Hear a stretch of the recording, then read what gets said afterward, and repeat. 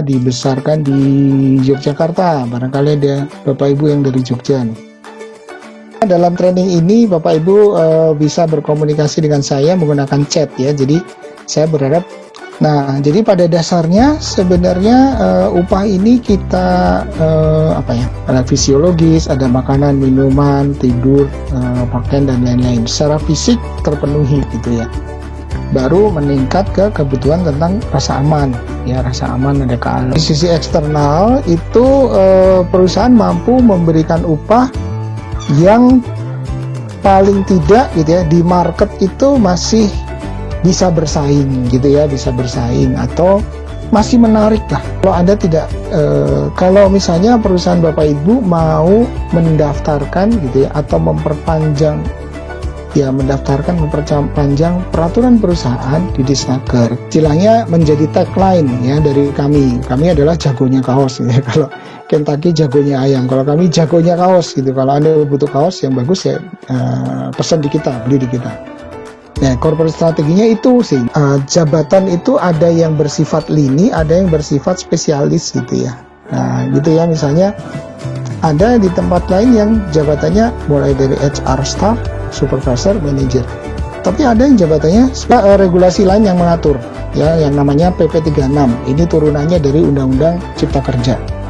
Jadi penetapan besarnya upah berdasarkan satuan waktu dilakukan dengan struktur skala upah. Idealnya dalam menyusun sistem HR, kita sudah bisa menyusun mulai dari strukturnya, job desk-nya, lalu kita bisa melangkah ke job evaluasi ataupun nanti ke manajemen kita. Tetap maka upah pokoknya minimal 75% dari total ini. Tanya Ibu Widi, Bu Santi, Bu Neria, job evaluasi saya 140, saya maka ada di range upah B dan A. Angkanya berapapun itu kembali ke perusahaan ya, tapi formatnya seperti ini.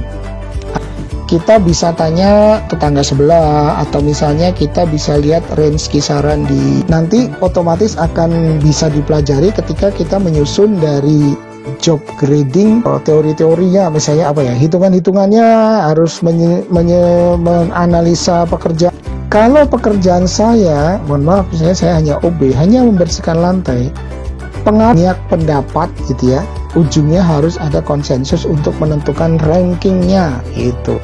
Di sini ada masing-masing ureannya, jadi ada job desk-nya ya, balik lagi makanya kita atau tukang batunya nggak usah ada yang bantu, bisa misalnya gitu. Tukang batu, wah ini penting nih ya. Nah ini contoh ya, contoh jabatan terendah pembantu tukang terkecilnya adalah 1.500.000 misalnya. Kalau ladennya 150.000, kalau ladennya berapa ya 100.000 gitu.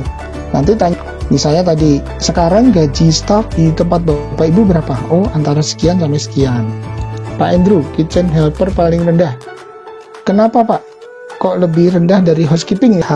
Karakteristik yang harus dipekerjakan. Artinya itu sebuah persyaratan jabatan, bukan orang yang sedang temu gitu ya misalnya.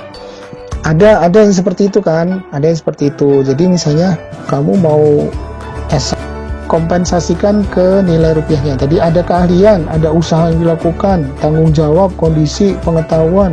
Kalau tadi misalnya saya, Pak Andrew, Bu Neira dalam satu tim, kemudian kita bahas ada 3 udah sampai satu bagian, level 4 satu departemen, level 5 udah sampai satu perusahaan misalnya begitu. Tadi contoh dari hasil ya, hasilnya itu ada 4 tadi ya. Ada keterampilan, ada usaha gitu ya Bapak Ibu. Kembali tadi saya mau mengingatkan bahwa yang kita kasih level-level ini jabatannya, bukan orangnya. Ke yang terbesar ya, kebetulan yang terkecil office boy 150, yang terbesar GM 870. Level lebih atas itu 50 sampai 90. Kalau di level yang lebih tinggi bisa sampai 100. Oke, baik. Sesuai dengan Ibu Widi tadi, kita masuk ke Excel-nya. Mudah-mudahan Bu Patris betul Bu. Tadi saya cerita bahwa kita membuat struktur skala upah tidak berbasis nama, tapi basis menentukan nih ya. Yang kuning, area kuning ini hati-hati, ini ada rumusannya.